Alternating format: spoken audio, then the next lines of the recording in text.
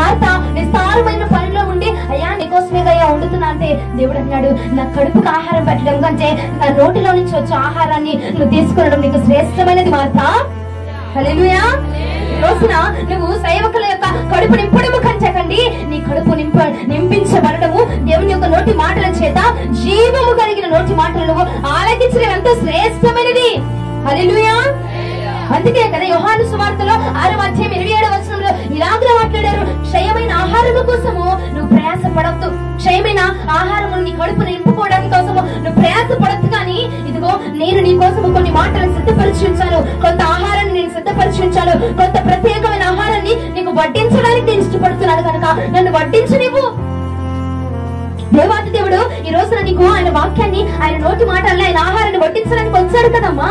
ఆహారాన్ని తీసుకో, నువ్వు ముందు ఆహారాన్ని తీసుకోకుండా ఎవరో వచ్చారని ఏదో చేయాలని, వాళ్ళకి ఏదో చేయాలి,